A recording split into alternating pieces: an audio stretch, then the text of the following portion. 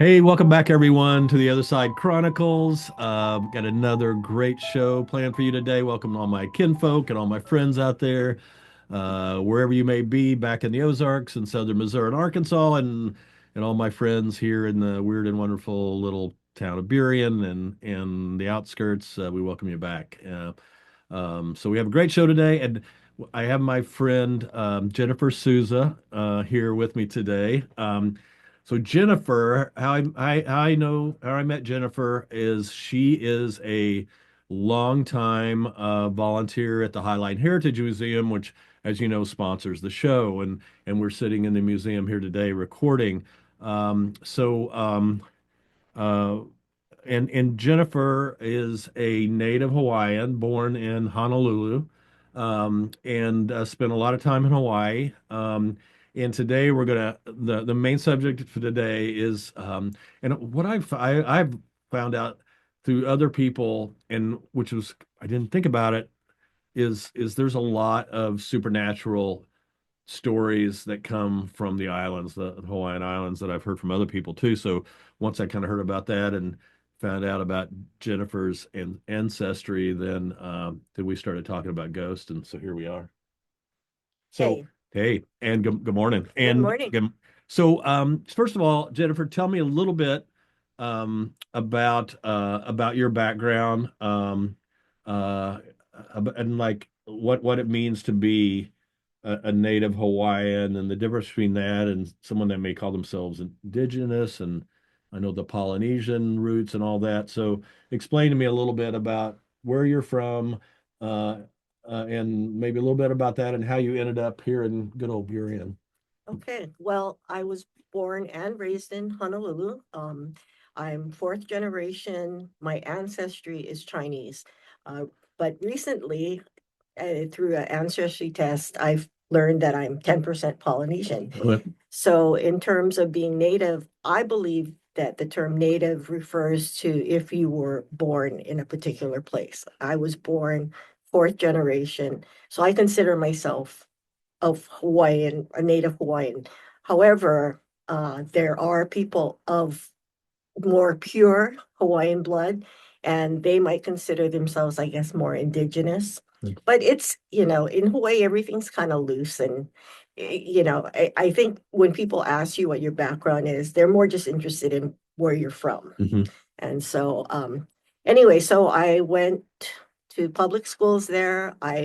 After high school, I graduated from the University of Hawaii with a Bachelor of Science degree. And then I didn't do much because that's like a liberal arts Mhm. degree. And so I decided a couple years later that I would pursue a degree in interior design. And so I pursued that. And in my travels through that career in interior design, I came across many interesting ghost stories that actually did not happen to me until I started on that career path. That's interesting. Yeah. Yeah. Yeah. I never thought it, I was never a skeptic. I always had a belief that there are things out there. There's life after death or whatever you want to call it. But Mhm. I never really experienced anything until after I embarked on that career. Which is why we have you on the show today. If you didn't have any ghost stories to tell, it'd be kind of a boring Yeah. show. So a little bit about how you ended up here in Burien and with your museum. Oh, so when I moved here, I thought I needed a change. I had lived in Hawaii till I was 41 years old, and I just wanted to move someplace away from Hawaii for various reasons. but it brought me to Washington because my parents were well into their 80s when I moved, and I wanted to be on the West Coast so I could fly home and help take care of them periodically, which I ended up doing a lot. And California was way too scary for me. Mm, People drive way too fast, and I thought I'd end up in Mexico or Canada. mm, And so, and Oregon was a little too sleepy, so I moved to Seattle, and I actually lived right downtown. And I thought for sure I'd find a job in my career, Mercer Island and Bellevue. I could definitely find a work doing interior design. I mm. had my own businesses. My first job was with the second largest interior design firm in Honolulu, and I thought, oh, it's a sure thing. Yeah, no. Mm, So I did whatever kind of jobs I could mm. find for $10 an hour, part-time. And then a friend of mine that lived here introduced me to Match.com. Okay. I was basically ready to bolt out of Seattle and move Mm, back home, but through that website, I met my husband, mm. who we're tomorrow we're celebrating our 15th wedding Wow, anniversary. congratulations. Yeah, and Dave, right? yeah. Yep, So he's not moving yep, anywhere yep, anytime soon. So yep. it's good. I like it here. I Mhm. actually like the cooler weather. Yep. Whenever I still go back to Hawaii at least twice a year. And how did And you find the museum? when I met Dave, he was the owner of Dave's Diner in Mhm. SeaTac. Which is famous. Yeah. Was famous. We exhibit in the Right. museum Yeah, too. yeah. Uh-huh. And so we happened to close our doors at the end of 2018. And at that time, the deputy mayor, Clyde White, had asked Nancy, who is now the director of the museum, but was the curator at the time. Clyde sent her over to see us to see if there were any artifacts she might want to include in the museum. Yeah. And we were really flattered because we thought, God, we're just a little diner. I mean, I don't think we belong in a museum. But anyway, we met her. She was very nice. We talked about giving the museum our neon sign that was on outside of the building. And then Dave came in one day for whatever reason, and he noticed that there were a bunch of volunteers trying to move some of the exhibit cases, which are very heavy. Hmm. And while not being a spring chicken himself, he's very strong. So he volunteered. He said, "Hey, can I help you with that?" So he started helping, and the next thing I knew, he was helping a lot. And then he said, "Hey, we're retired. Don't Hmm. you want to come and help?" And I said, "I'm perfecting my couch potatoes." But anyway, I did start to volunteer, and we both agree that it's a worthy cause because of the support of the community for our restaurant. We had a lot of visitors, Sure. but we had so much support and love from community people in South Seattle, and he grew up here, that I thought, we need to give back, and Mm. he gives back way a lot. Yeah. And so Yeah, I see that's, him here all the time. yeah, Yeah, yeah. and that's how we got started. And you've been volunteering about 7 years, is that right? Yes, Yeah, we seven. we started before the museum opened its doors. Wow. Yeah. All right. All right. So let's get in our little dugout canoe and head back over to the islands from Okay. from from Burien. So excuse me. So let's get into some. First of all, I know we're going to get into some of the very personal stories that have happened to you, but one of the things that we've talked about a little bit, and I've heard from other people too, and that's just to me, it's one of the I just love hearing about it is the night marchers, the night warriors, and tell me, I know some of that's affected you, and you've had experiences with that. So tell me a little bit, first of all, the history of that, and then some stories that relate to you on that. Okay, so it's believed that the night marchers, sometimes referred to as the night warriors, were warriors correct that protected the Ali'i, and the Ali'i are the higher ups, the royalty, the top of the caste system in Hawaii, and they are believed to still have their presence here or in Hawaii, and you see them. They're known to be seen on the 27th night of the lunar month, which is towards the end of the month or whenever the full moon is coming. And that's when they believe that the spirit world and the living there's the thinnest veil between them, and that's when you're more likely to see them. Hmm. Um, People have grown up in Hawaii believing that they exist. And I know of people that have had personal experiences, and I've had some personal experiences um, in the past and heard stories that substantiated what I believed. Can you tell us a story? Sure. So this started on the island of Kauai, and that's the northmost island in the island chain.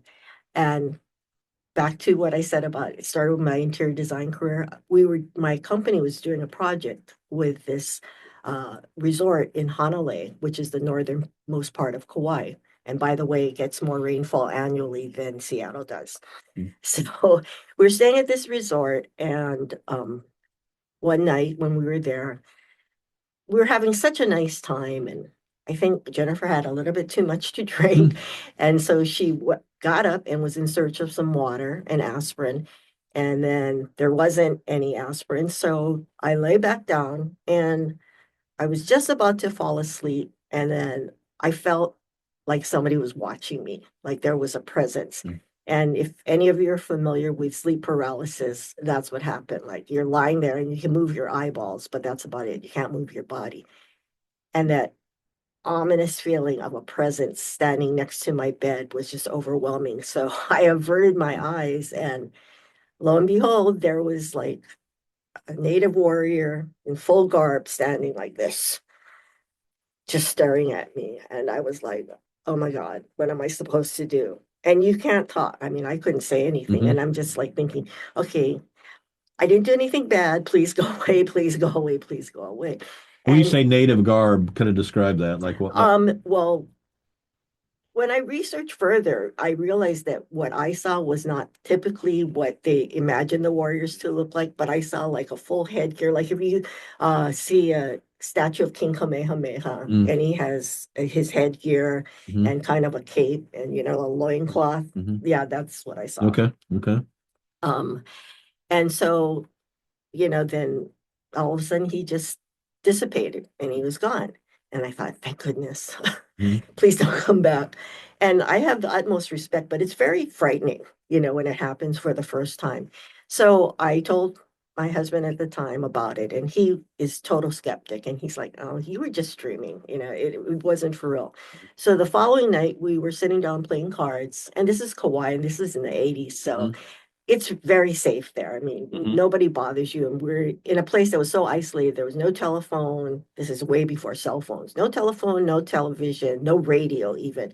And so we're just playing cards. And it got to be about 10 o'clock. And I thought, oh, we should probably close the front door because we had left it open for ventilation for the cool night air. So I went to close the door and I put the chain on it. And it was just one of those chains, and I slid it all Hmm. the way over. So it was like a U. And then I went back, played some more cards, and then about 20 minutes later, I got up to use the bathroom, and the chain was completely off the door. It wasn't windy. There was nobody pounding on the door to make it rattle off. I couldn't believe it. Hmm. So I told my husband, the skeptic, Hmm. oh my God, the chain is off the door. And he goes, well, whatever. So I said, okay, you watch me. And I put it back on, and he's watching me, and we're both sitting there like this, staring at the door, waiting for something to happen. Yeah. And of course, nothing happened. Sure. We got tired of doing that after Hmm. about 5 minutes. So we went back to playing cards. And then, I don't know, half an hour later, we said, oh, time to go to sleep. And we looked at the door, and the chain was almost all the way off. Wow. We didn't hear anything. We didn't see anything. We didn't smell anything. And it was just weird. So consequently, because of doing the work at the hotel, I had a pretty good relationship with the hotel manager, and she worked the front desk. And so I asked her, I said, hey, Laura, do you have like spirits here? And she goes, oh, you mean the ghosts? Yeah, the unregistered guests. That's what I call them. And I'm like, Unregistered guests. yeah. I'm like, okay, now you're kind of freaking me out. What Yeah. does that mean? He goes, well, I check everybody in. I know all the guests. It's a small resort. I recognize everybody. Mhm. And sometimes after I close the office up for the night, I see people walking around the grounds and they look like guests. And I look at them more closely and they aren't registered. I haven't checked them in. And then they walk right through me. And I'm like, Oh my God. Oh my God. So I shared the experience that happened, and she goes, "Oh, by the way, you're on a night warrior path. You're on a night marcher path." And I'm like, "Okay, well, that explains a lot." She goes, "Yeah, it probably was what you thought." Yeah. So that was the beginning. Right, right, right. Okay, so yeah, we're on a roll here. So tell me more about some of your experiences, some of your stories. Well, then I had a friend that I knew pretty well, and he was, a very close acquaintance. And I was talking about all of this stuff, and he said, "Oh yeah, we live in New Wanu, which is known to be a very haunted area." And he goes, "Oh, we have one of the night marchers paths going through our house. So, like once a month, you can hear the pounding, and sometimes you can hear the sound of a conch shell, like they blow when Hmm. they Hmm. for opening ceremonies of Hawaiian traditional Hawaiian events. And so there's drum beats and you can hear the pounding of their footsteps. Right. And I said, "So doesn't that kind of freak you out?" And he goes, "Nah, it did in the beginning, but now we're just used to it." Hmm. But it makes sense because if you go online and you look up, haunted places in Hawaii, there actually are very many. And I think they focus more, each site might focus more on certain places rather than others. But the new one in Pali, in the Pali Highway, is known to be very haunted. The superstition is that you never carry pork on that road. If you have pork in your car will stop. Hmm. And you can't start it again unless you throw the pork out of the car. What's the deal with pork? I think that the pig, well, they used to eat pig. So honestly, I can't Yep. remember what their relationship is, but it has something to do with it's a curse. You're not Mm, it or it was sacred. Maybe the pig was sacred and carrying it and you're not a royalty. right. It's offensive So to ancient people. so these marchers, what are they marching to? What are they marching from or to? So originally I thought because they were referred to me when I first heard about them as the night warriors. And some of them were warriors that fought for the king, King Kamehameha the First. But they their more typical name is called the night marchers, and what they're marching to are like ceremonial events. So that's why they're not always running. I thought because when I actually heard them at that same incident I talked about on Kauai, and they were, it sounded like they were running. Hmm. And I guess they just march and they're going to ceremonies that were conducted while they were alive and that kind of thing. Okay. All right. All right. So I know from our previous conversation, uh, you've told me some other ghost stories I know one that's kind of jumped out at me, and you're more than welcome to tell any ones you want. But there was one about kind of a store that you were in and your husband were in, and some things that were going on in that store. Oh, okay. So after we talked, I did a little more research on this. So I had a business and it was in a warehouse building at the cannery on Evilay, and it's right next to the Dole Cannery. And The so, pineapple people. yeah, the Okay. pineapple people. But this is like in a sort of just outside of downtown. The area is called Kaka'ako. And so I didn't know anything. I bought this business from a friend and I just moved in and I had so much going on that I wasn't even thinking about ghosts or that because it's an older building, it might be haunted. So shortly after I moved in, I realized that there was something going on. There was a presence, and I would see, like, if you can imagine Star Trek and the orb when they would beam down, Sure. Yeah. that's what I would see. And it would kind of dash from one side of the room to the next. And it was a furniture showroom. So it was like a big furniture store. And there were a lot of pieces of furniture they could dart around. And nobody believed it. I was the only one who saw this. And so, but I Did you knew, feel did you feel like you were in harm's way or anything when this was no, happening? no, Okay. I never, yeah, got like a bad feeling Yeah. because, if you believe in ghost stories, there are bad, evil spirits, Sure. and you do get an ominous feeling. Yeah. And then there are spirits that are just hanging around because they haven't gone to the other side or whatever For you want whatever to the call it. reason, yeah. Yeah, and so it turns out this one was a playful one, but I had the place blessed by a priest. I had a preacher come and do a blessing. I had the sage thing going on in all the rooms, Hmm. and it didn't really stop. I would still see him. And then in another part of my showroom, we had these tall bookcases, and I could see him like dashing around.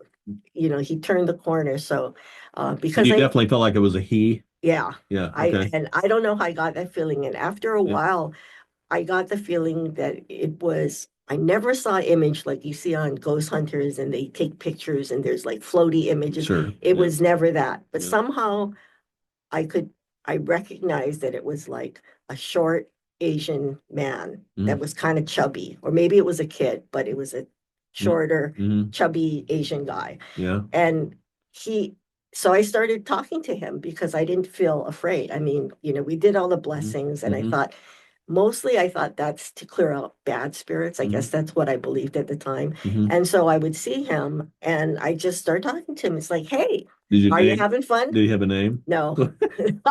No, I didn't go Yeah. that far. Okay. All right. Okay. I just said, hey, how's it going? You just want to play, don't you? And, I never heard any kind of audio response or anything, but I could, I don't know how to explain this. It's like I didn't see an image of a person, but it's almost like he'd be like, huh, Mm, that's me. yeah. It was really trippy. Sure. It was incredible. And so then whenever I would talk to some of my customers about it, because I knew them all very well, they were all contemporaries of Sure. mine, they'd be like, okay, what, Jennifer, are you crazy? And I'd be like, no. And I'm like, look, he's here right now. He's leaning on my shoulder. And they're looking and they're like, I don't see anything. And I said, no, no, no. Okay, whatever. He's Yeah. there. Because whenever I talk about him, I would feel a presence of somebody as if they were putting their chin on my Oh shoulder, my God. looking over. Yeah. And I'd be like, and sometimes I was really just mentioning him in passing, or sometimes I wasn't even talking about him and he'd show up and I would be busy. And I'm like, okay, not now. Yeah. Please, not now. Please go away. You can come Right. and play Right. later. Bad timing. Yeah. And he'd go away. And I told maybe two people this and they thought I was insane, Sure. you know. Yeah. Yeah.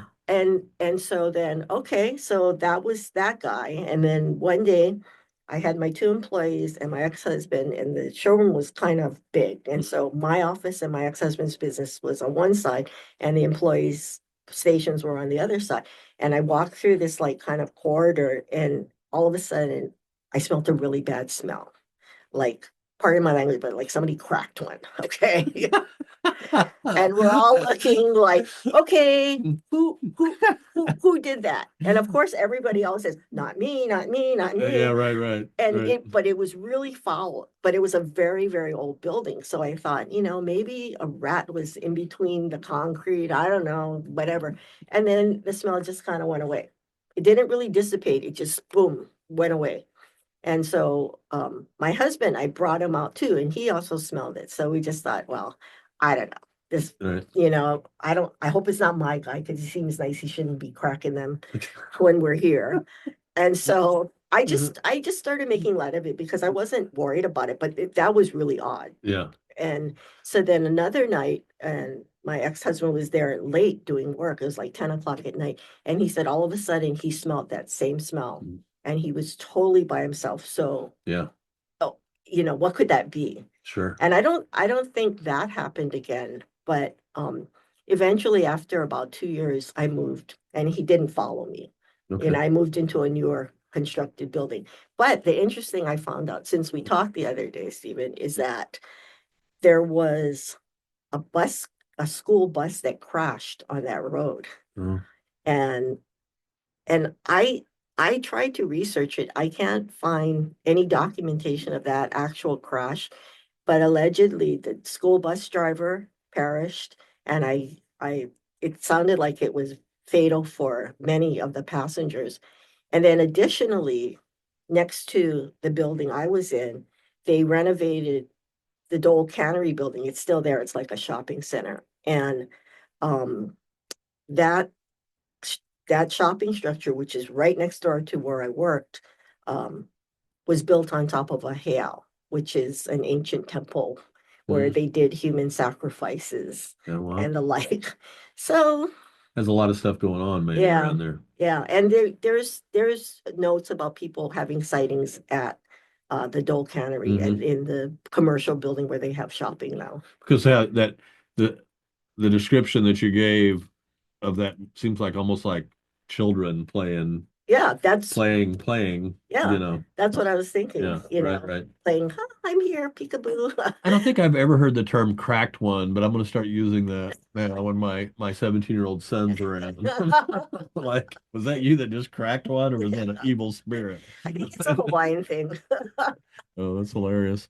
So one of the stories that's and I don't know if you have anything to share on this, but one of I've read when I've done a little bit, and I have a friend that was also born in Hawaii. Kind of the story of kind of the shapeshifters, the like the shark boys and things like that. Do you know anything about those kind of things?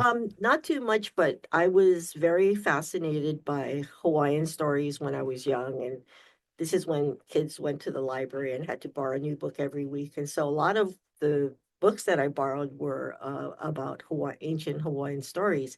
And so I believe there was a story about a shark boy, and I think it was something about that this young boy went fishing or swimming and he disappeared and he was never found, but then a shark started coming around in the area where he disappeared from, and then that his family believed that he came back in the form of a shark. Oh, And then in addition to that, that's about all I know about that part of right. the subject. But the other part is that there's their belief the Hawaiians believe in a thing called amakua, and amakua is your spirit guide, and they can come back in the form of humans, but also animals.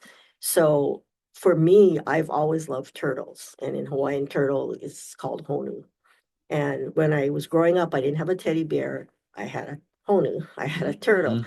And I always believed that was my amakua. And so, and that's all it simply means. It's a So every spirit guide. person would have their own specific animal Right, guide, basically. right. And many people believe in, because sea turtles are endangered, Hmm. and there's only two breeds that live in the Hawaiian waters, but they're so revered that, like on Kauai at Poipu Beach, they actually, I hadn't been there for a year, and just this past I think last December we went and the whole beach was coned off just for the sea turtles. Mm. And when we were there, we probably saw about 15 of them, and they have a beautiful sunset there. If you ever go to Kauai, go to Hmm. Poipu Beach for sunset, and you can watch the turtles come up.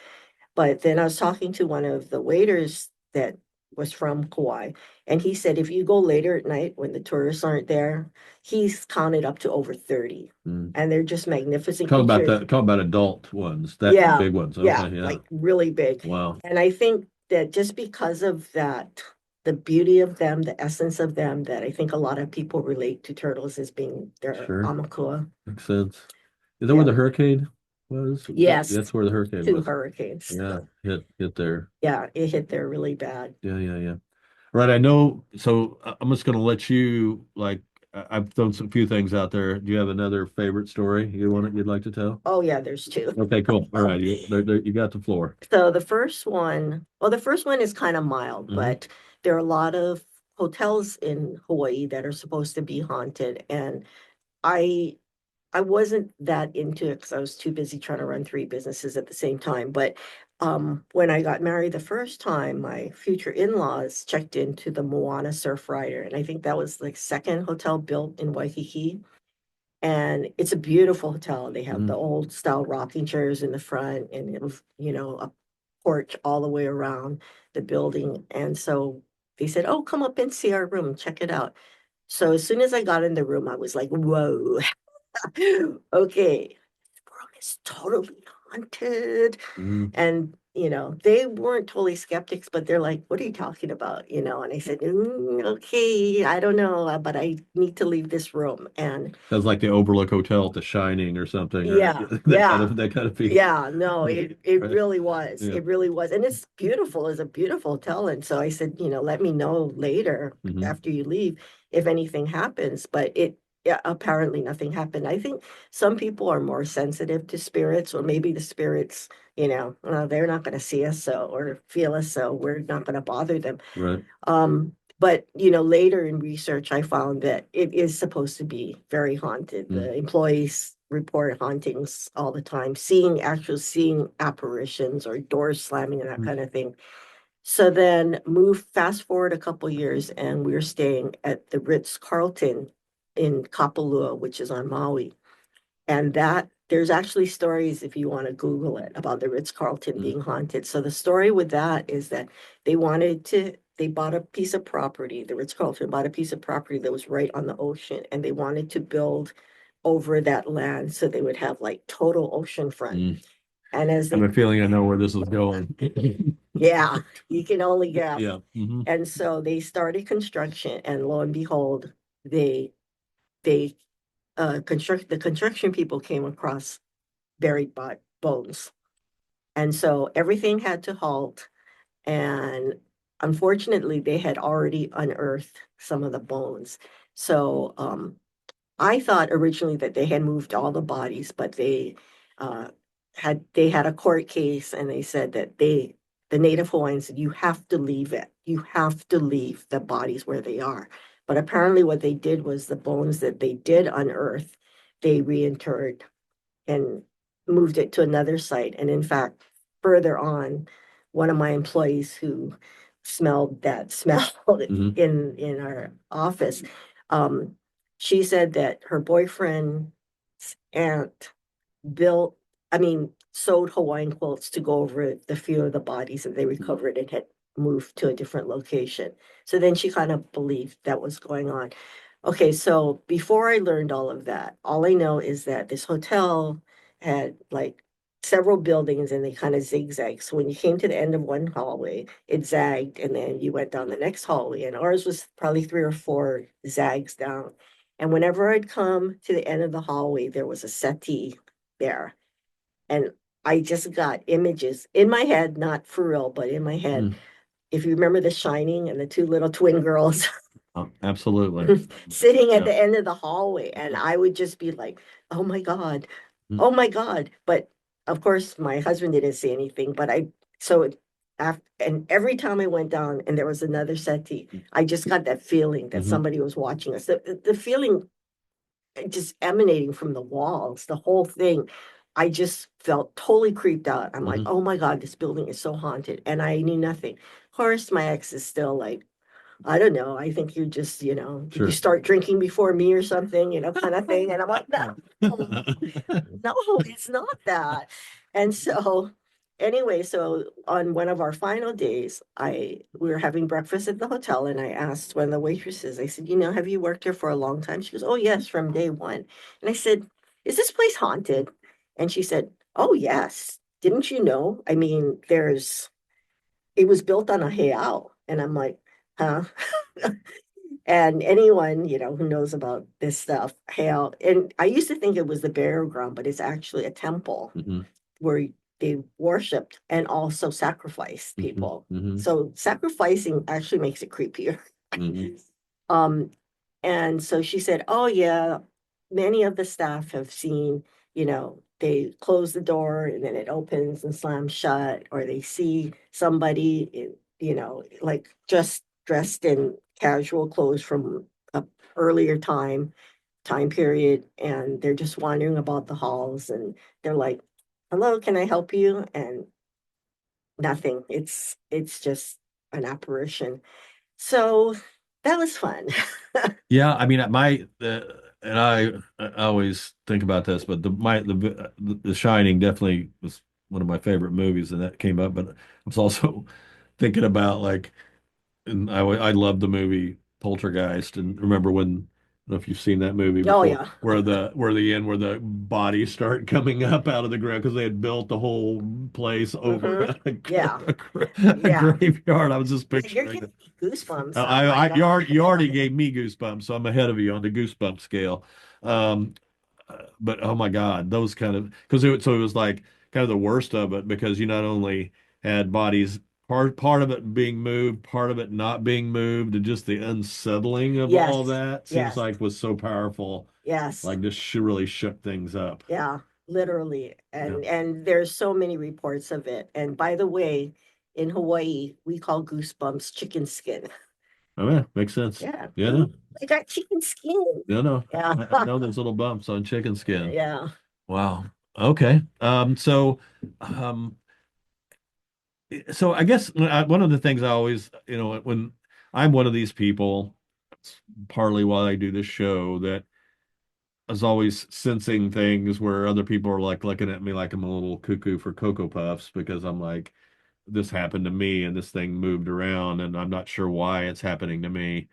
Um, whether I just have this kind of I think everyone has the ability, that sixth sense, that some people are just maybe whatever reason closed off to it.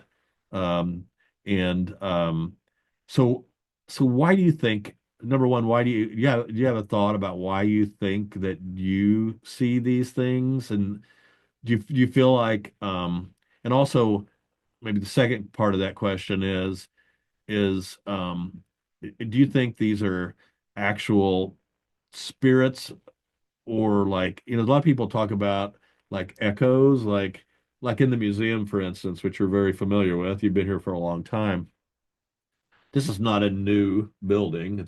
I mean, this is not an old building. It's a newer Yes. building, but it holds a lot of old energy because of a lot of the artifacts that are Yes. in here. So, and we did a whole show about this museum being haunted and the investigation that happened here, and how energies are tied to objects. So I mean, if somebody asked you, which I'm going to ask you, like, what do you think ghosts are?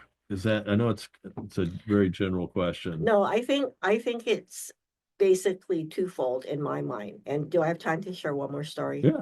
Oh, Okay. absolutely. So this is a story where there were witnesses to Okay. what I Yeah, please. so I was sitting at home with uh my ex-husband and one of his workers, and we were having a beer, and I had a glass coffee table. Okay, so we were telling a story. Backtrack for just a moment. So my ex-husband came from Pennsylvania. He had an uncle that passed away tragically when he was like 17 in a car accident, but he was a wannabe artist and he had this huge piece of artwork that, to me, after I studied art, it was very disturbing. It's very heavy primary color brush strokes. You could see the thickness of the oil paint. And he dragged it all the way from It held Pennsylvania some to dark Hawaii. energy in it. Yeah, Yeah. and I felt dark energy Yeah. from it. And Yeah. he's like, okay, we have to put Uncle Tommy's picture up. And I'm like, why? And he said, no. So anyway, I made him put it up in this very dark part of the house in a Mm-hmm. hallway. Mm-hmm. And as he was hanging it up, he said, okay. And he kind of stepped back, like, and you're like, okay, stay there. Yeah. And then all of a sudden it fell off the wall. Mm. And so I thought, okay, I don't know what that's up. Maybe you just didn't have it hooked on right. Okay, whatever. So we're talking about this story back to the current, and we're talking about what had happened. And all of a sudden, this can of beer started moving across the table, like somebody was holding it and their hand was shaking. And when there's condensation on glass, a light can, it was a can of beer, can kind of Mm-hmm. just move around Yeah. like that. So we picked it up and it moved like a foot to 18 inches. I mean, it moved across the table. It was almost full. Mm. And we're all just sitting there watching it like, oh my God. And I'm like, Tommy, is that you? Yeah. Okay, so to address your question, I think sometimes that spirits are, their energy is attached to things. So I think perhaps this uncle was attached to his painting and so I never thought I saw images of him or anything. Um, and so to me, a ghost is the second kind of ghost is the kind that you actually see that manifests like the Hawaiian warrior I thought Hmm. that I saw in my room. Hmm. And that's the only time I can honestly say I saw like an image of something. Right. And, who knows, maybe it was just my imagination, sleep Hmm. paralysis and all of that. But I do believe they exist. Yeah. Um, and so I think the def that my definition of ghost would be any spirit, any part of somebody that has passed on is currently in in our lifetime, in Hmm. our presence. And I do believe some are evil and mean harm. I think some people, when they pass on, they have a grudge they're carrying or something they want to resolve. And sometimes maybe they want to resolve something and it's not bad, it's not negative, but they have the ability to manipulate material things in Hmm. our world, like the beer can moving, Right. or the picture falling off the wall. Right. But like at the museum, I've been here when there's nobody else here, and you hear all kinds of noises, like people moving boxes around, and there's nobody here but me or me and Dave. Hmm. And, you know, so Yeah. yeah, so sometimes I think they manifest themselves visually, Hmm. and sometimes they're just connected. Their energy is just connected, but Sure. that's still a ghost to me. Yeah. Yeah. Well, there you have it. We're out of time. Those were great stories. Thank you so much for teaching us a little bit of history of the islands and then your own stories. Those were awesome. Thank you so much. Oh, you're welcome, and I'm so glad I could give you chicken skin. Yeah, you definitely gave me chicken skin. I still have a little bit. I actually have it. Right, still have the chicken skin. Um, so, um, so thanks everyone for tuning in. And just a reminder, that we're on every Friday at 6 p.m. a new show. It's you can tune into the radio station here at the museum, or it's also going on YouTube, and you can go back to when you go into YouTube, go to Highline Heritage Museum and hit the subscribe button, and then you can tune into all the shows that, including mine, and there's several other shows too. So you can do that. Come into the museum. Like I always say, it's such a cool little diamond in the rough that a lot of people don't know about. Even people that live, I talk to people that live right here in Burien in the Highline area that have never been here, and it's just this sweet little amazing museum. The first time I came in here and walked through, I was just blown away. So, and you might even see Jennifer out there on the front desk, and you can ask her to tell you a ghost story. So, thanks, Jennifer. Thanks, mahalo. See you later, everybody.